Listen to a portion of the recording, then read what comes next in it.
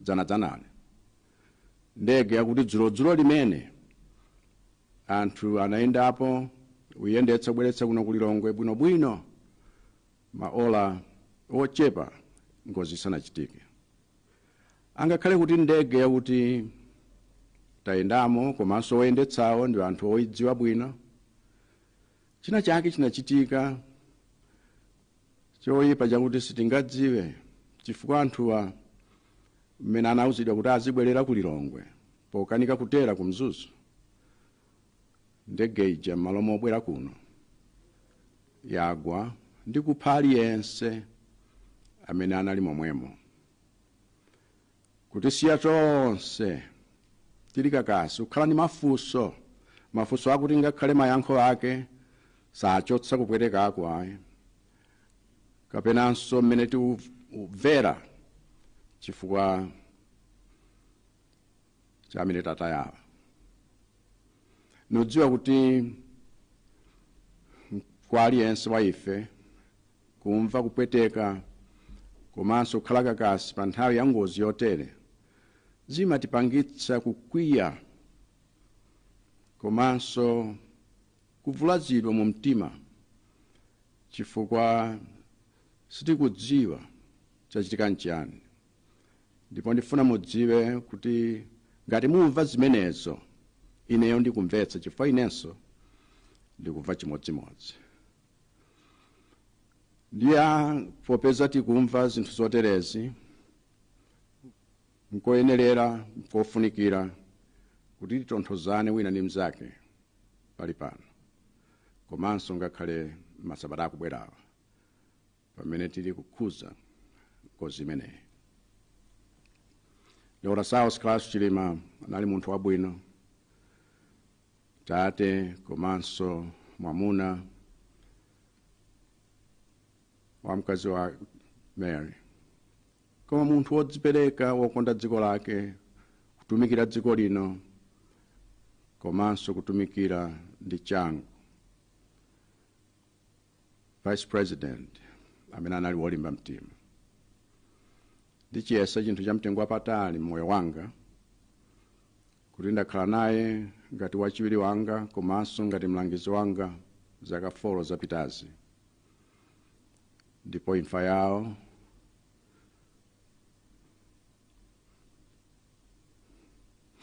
ni ngozi yoopsa kwambiri. Tatayika, kupasuka, Mai Mary wapasuka, banja lawo lapasuka, abwezi wake apasuka, wonse amene timagwirana ntchito amagwirana ntchito mkabineti wapasuka, tonse ngati dziko la Malawi tapasuka chifukwa utsogoleri wawo ndi kulimba mtima kwawo kumatitakasa tonsefe.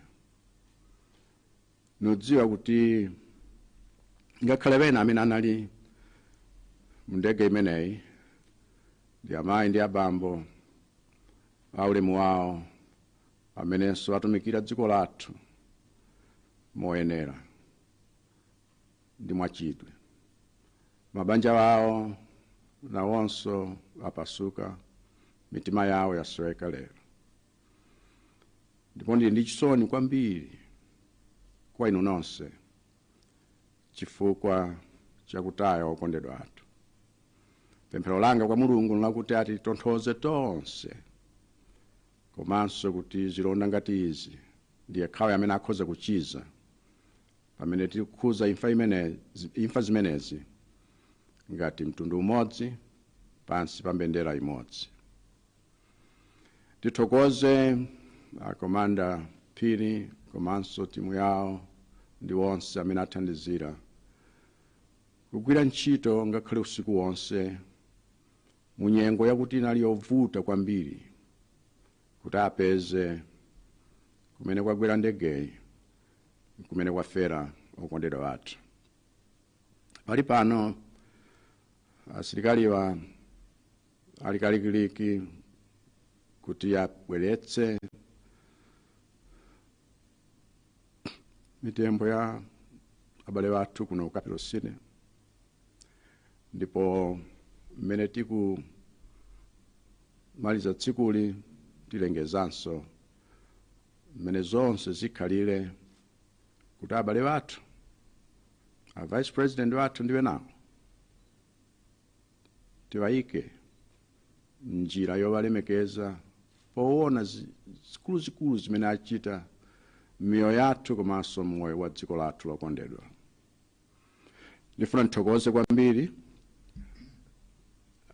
president wonse wopuma amene ndawalankhula komanso aliyense wa iwowo apereka mawu ndi malangizo otsimikizira kuti tili limodzi mu imfa izi.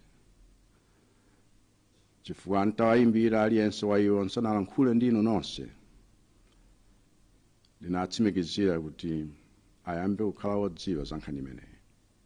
Chifukwa mu nthawi ngati ino ndi nthawi imene tonse tiyenera kuyima limodzi ngati anthu amodzi, ndipo ndizidalira iwo onsewa ndi sapoti yawo kuti atiluza.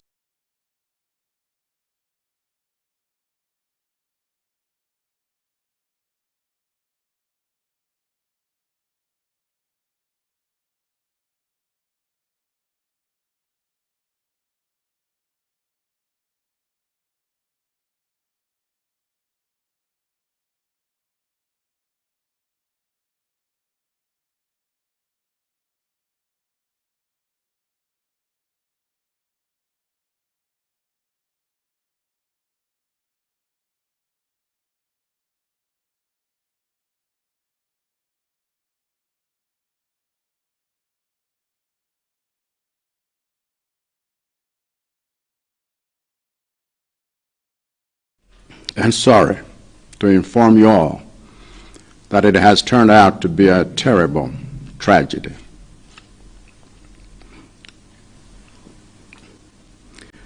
The search and rescue team has found the aircraft near a hill in the Chikangawa forest, and they have found it completely destroyed with no survivors, as all passengers on board were killed on impact.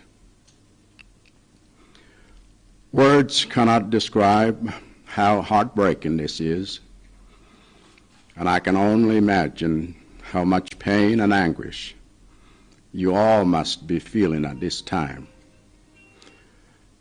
as well as how much pain and anguish you all will be feeling in the coming days and weeks as we mourn this terrible loss.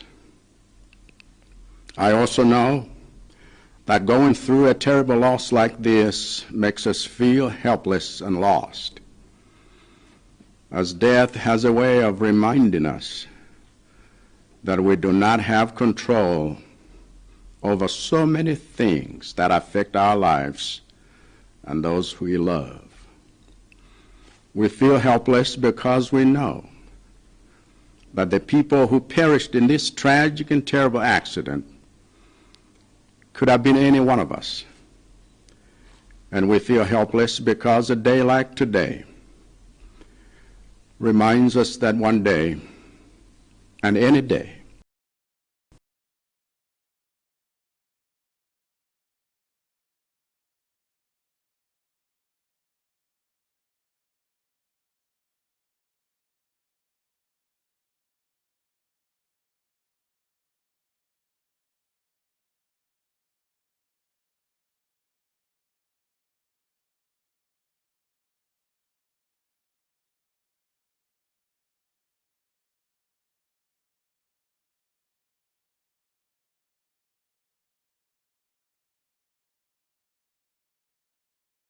to find the missing plane that carried our Vice President and 9 others has been completed, and the plane has been found. And I am deeply saddened and sorry to inform you all that it has turned out to be a terrible tragedy.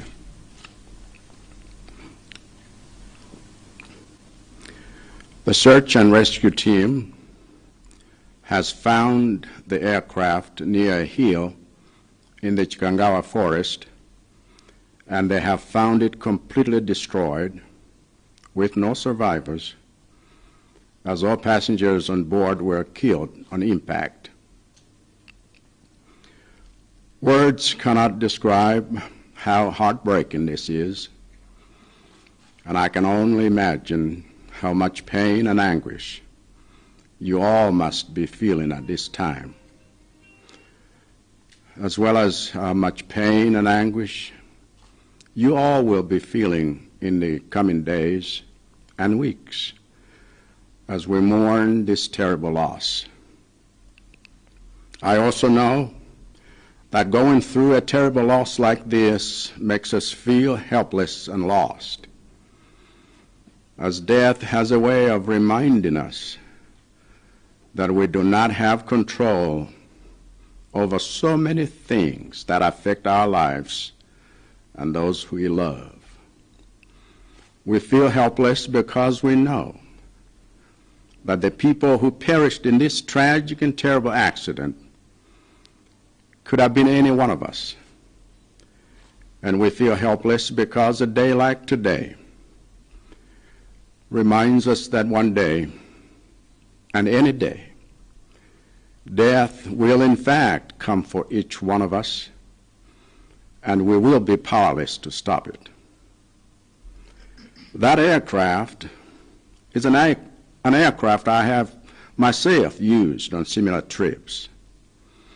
An aircraft that others had used just the day before, and an aircraft that the crew had just operated successfully just hours before. And yet, despite the track record of the aircraft and the experience of the crew, something terrible went wrong with that aircraft on its flight back to Lilongwe, sending it crashing down and killing everyone on board, and leaving us all devastated and asking ourselves questions whose answers cannot take away the pain and the helplessness we feel from this loss. I know that it is natural for the pain and helplessness this tragedy causes to make us feel angry because we feel hurt and wounded. And I want you to know that I understand these feelings because I feel them too. So because we are all feeling these things, it is important that we comfort each other now and in the weeks to come as we mourn together. Dr. Saus Klaus Chilima was a good man, a devoted father and husband, a patriotic citizen who served his country with distinction, and a formidable vice president. I consider it one of the greatest honors of my life to have had him as my deputy and counselor for the past 4 years. And his passing is a terrible loss to his wife, Mary, his family, his friends, his colleagues in the cabinet, and to all of us as a nation that found his leadership and courage a source of inspiration. And I know that even the others who were on that flight were men and women of honor who served their country with distinction and whose families are left with broken hearts today. I'm profoundly sorry to all of you for this terrible loss. And I pray to God to comfort us all and to bind up our wounds as we mourn together as one nation under one flag. I want to thank Commander Peary and his MDF team for working through the night under difficult weather conditions to find the remains of our loved ones. The MDF is already in the process of bringing the remains to the Capitol. And later today, my office will announce the arrangement that has been made for laying our beloved Vice President and the others to rest in a dignified manner, worthy of the cherished place they had in our lives and in our nation. I must also thank all former presidents of Malawi for the solidarity they expressed to me when I called each one of them to inform them of the terrible news, because it is in times like this that we must stand together as one people. And I'll be counting on their support to unite us during the days of mourning that lie ahead. But more than anything, I'm deeply sorry to all of you for this terrible loss.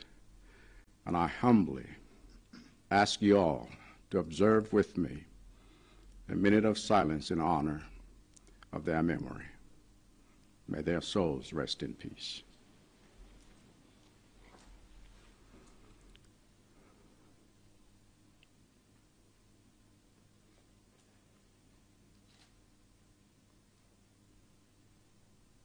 Amen.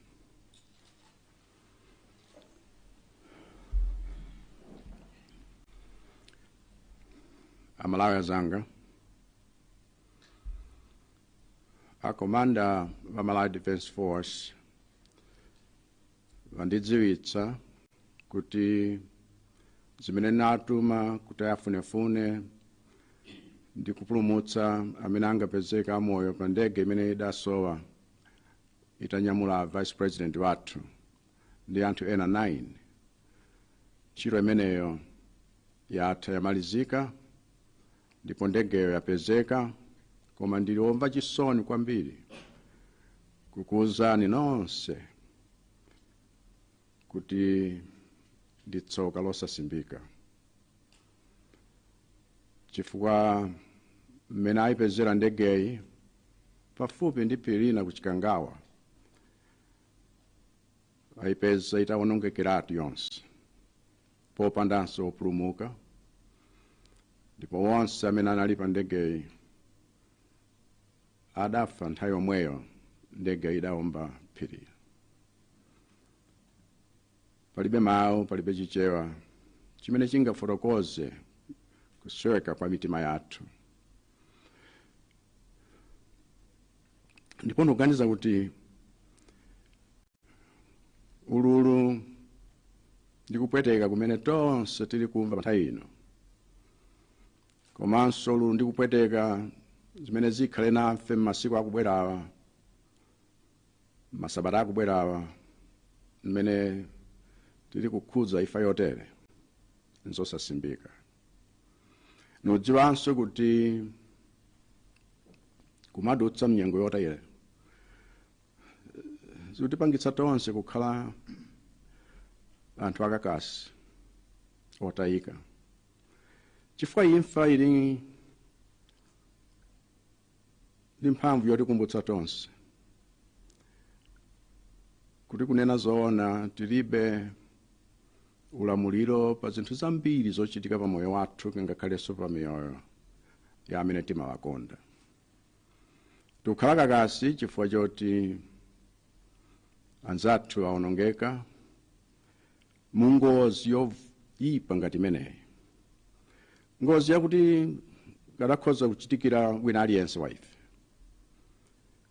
Tikukhala kakasi chifukwa choti tsiku ngati limeneli tsiku lotikumbutsa tonse kuti tsiku lina mwa masiku akubwerawa o tsiku lililonse imfa itibwerera kwa aliyense wa ife, ndipo ikafika sitikakhala ndi mphamvu yoyiletsa.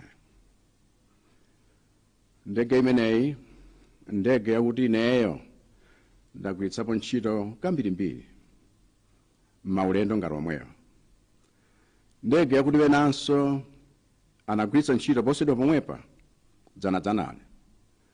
Ndege yakuti dzulo limene anthu anayendapo uyendetsa kubweretsa kuno kulilongwe bwinobwino maola ochepa ngozi isanachitike.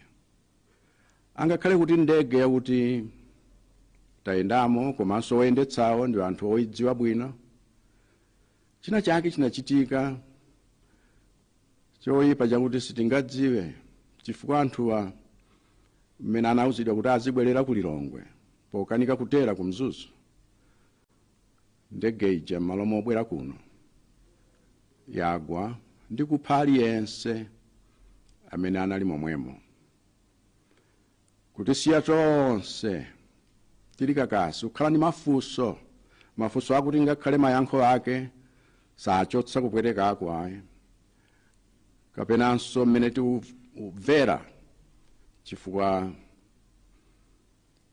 cha amene tatayawa. Nudziwa kuti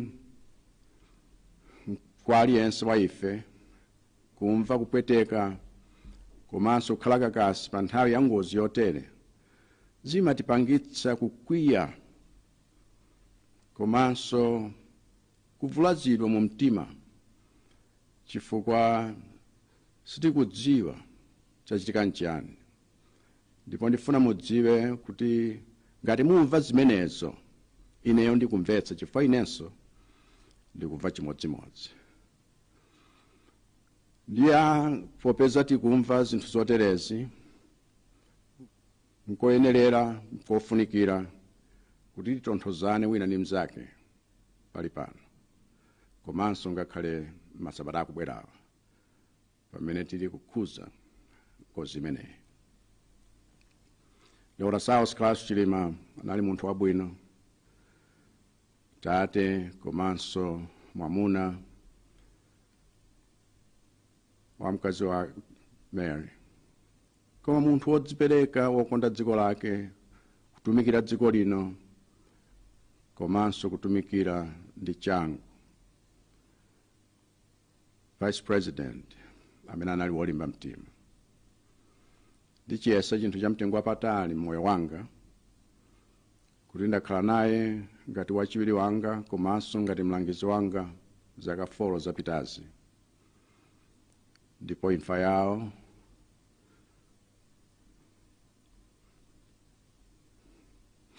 ni ngozi yoopsa kwambiri. Tatayika, kupasuka, Mai Mary wapasuka, banja lawo lapasuka, abwezi wake apasuka, wonse amene timagwirana ntchito amagwirana ntchito mkabineti wapasuka, tonse ngati dziko la Malawi tapasuka chifukwa utsogoleri wawo ndi kulimba mtima kwawo kumatitakasa tonsefe. Nudziwa kuti ngakhale bena amene anali mndege imeneyi ndi amayi ndi abambo aulemu wawo amenenso atumikira dziko lathu moyenera ndi mwachidwe. Mabanja wawo nawonso apasuka, mitima yawo yasweka lero. Ndipo ndili ndi chisoni kwambiri kwa inu nonse chifukwa chakutaya okondedwa athu. Pemphero langa kwa Mulungu nlakuti atitonthoze tonse, komanso kuti zilonda ngati izi ndiye khawe amene akhoza kuchiza pamene tikukhuza imfa zimenezi ngati mtundu umodzi pansi pa mbendera imodzi. Tithokoze akomanda Phiri komanso timu yawo ndi wonse amene athandizira kugwira ntchito ngakhale usiku wonse munyengo yakuti inali yovuta kwambiri kuti apeze kumene kwagwera ndegeyi, kumene kwafera okondedwa athu. Pali pano asilikaliwa alikalikiliki kuti abweretse mitembo ya abale wathu kuno Capital City, ndipo mmene tikumaliza tsikuli tilengezanso mmene zonse zikhalire kuti abale wathu, a Vice President wathu ndiwe nawo, tiwayike njira yowalemekeza poona zikuluzikulu zimene achita mioyo yathu komanso moyo wa dziko lathu lokondedwa. ndifuna ndithokoze kwambiri President wonse wopuma amene ndawalankhula komanso aliyense wa iwowo apereka mawu ndi malangizo otsimikizira kuti tili limodzi mu imfa izi. Chifukwa ntawayimbira aliyense wa iwo nsanalankhule ndinu nonse, ndinatsimikizira kuti ayambe kukhala wodziwa za nkhani imeneyi. Chifukwa mu nthawi ngati ino ndi nthawi imene tonse tiyenera kuyima limodzi ngati anthu amodzi, ndipo ndizidalira iwo onsewa ndi sapoti yawo kuti atiluzanitse tonse kukhala limodzi pamene tili kulira maliro abale athu okondedwa m'masiku akubwerawa. Koma koposera ichi, ndili ndi chisoni kwambiri kwa inu nonse, chifukwa kupasuka uku kwakudza tonse. Ndipo modzichepetsa ndili kupemphani kuti kulikonse kumene mungakhale tengani mphindi yakuti mukhoza kulemekeza anzathu amene apita. Zikomo.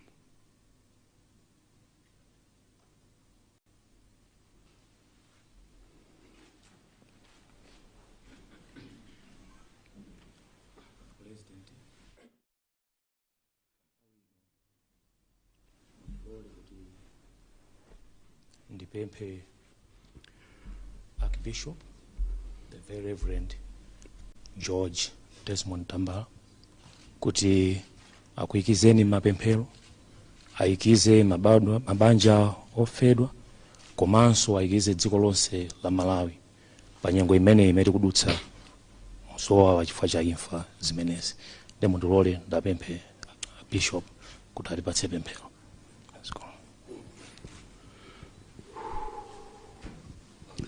M'dzina la Atate ndi la Mwana ndi la Mzimu Woyera. Amen.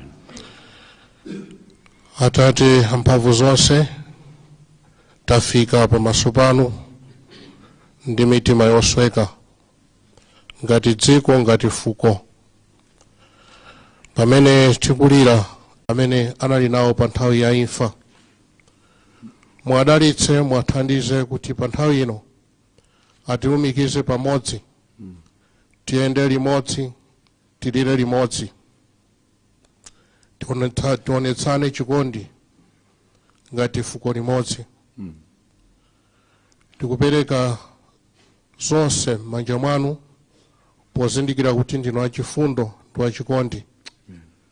Tikupereka zonsezi m'manja mwanu mwa Yesu Khristu Ambuye athu. Amen. M'dzina la Atate ndi la Mwana ndi la Mzimu Woyera.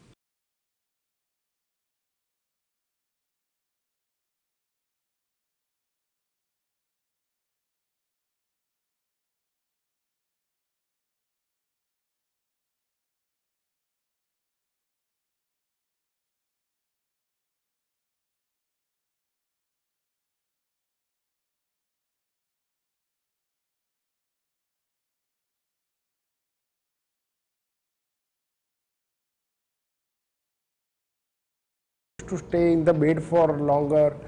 I would tell you that